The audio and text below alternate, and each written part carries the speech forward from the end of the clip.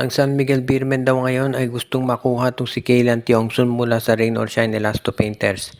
At willing daw silang i-trade itong si Andreas Cahilig at isang first round draft pick bilang kapalit. Medyo mabigat din itong gusto ng San Miguel, no? Pero hindi rin naman matatawaran yung husay ni Cahilig. At syempre kung sasamahan ng first round draft pick baka mapaisip niyan itong si Coach Yeng Yao. Alam natin na hindi magiging madali para dito kay Coach Yeng Yao na pakawalan to si Tiongson. Pero kung makuha yan ng San Miguel, magandang addition yan talaga dito sa kanilang roster. Alam natin na si Kaylan Tiongson isa sa pinakamahusay na import stoppers dito sa PBA at magaling din itong scorer.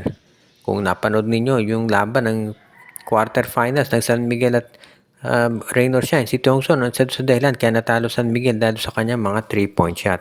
Kaya sa tingin ko mukhang ito na talaga yung dahilan kung bakit itong San Miguel Beermen ay interesadong makuha ang serbisyo ng nasabing power forward.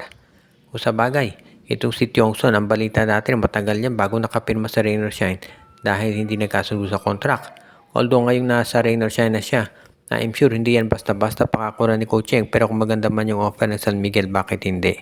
Kaya sa tingin ko mukhang iyan yung magiging isa doon sa mga pag-uusapan ng dalawang kampo at kung sa magiging okay naman yung offer ng San Miguel, sa tingin ko okay din naman, no?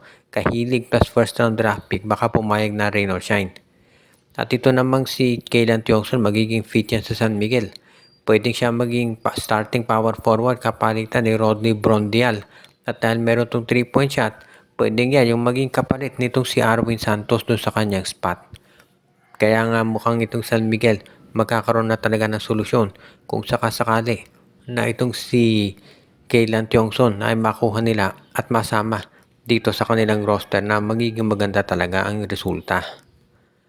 Samantala naman ito raw Terra Firma Jeep ay pinag-iisipan kung ite-trade nila yung kanilang natitirang first round draft pick sa Titan Ultra at kapalit naman daw niyan ay itong si Cade Flores.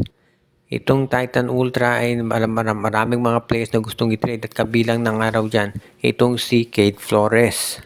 Itong Titan Ultra daw ay isa doon sa mga, itong Terra Firma ay isa doon sa mga teams na interesado daw dyan. Siyempre, Terra Firma, nagkukulang ng players yan palagi. Kaya nga, gusto na nila makuha si Flores. Pero medyo nakapagtataka. Dahil ba't nila gustong i-trade yung kanilang draft pick? Dahil sabi nga nung iba, pwedeng gamitin niya ng Terra Firma para kumuha ng isang center.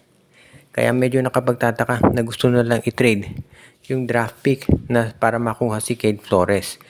Anyway, hindi naman nakagugulat yan dahil ito talagang Terra Firma. Ganyan talaga ang gawin nila na nagte-trade palagi ng mga centers, mga draft picks at iba pang players. Kung sakali nga na makuha ng Terra Firma to si Cade Flores, magkakaroon siya ng playing time dyan para maipakita kung anong kaya niyang gawin.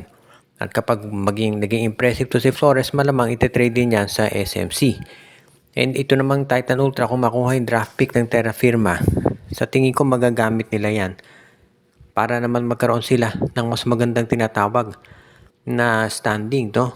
Kung isipin mo, meron ka ng number 3 draft pick yun sa Terra Firma at kung makukuha pa nila yung number 5, magiging solid na yan. Baka makuha nila itong sila Raven Gonzalez tapos itong sila Henry Alarcon. Kaya mukhang magkakaroon ng malalim na roster itong Titan Ultra kahit na mawala pa itong si Cade Flores. Kaya nga sa tingin ko itong si Coach Renzi Barra, alam niya talaga yung ginagawa niya at talagang pinapakaganda na yung lineup nitong Titan Ultra sa ngayon.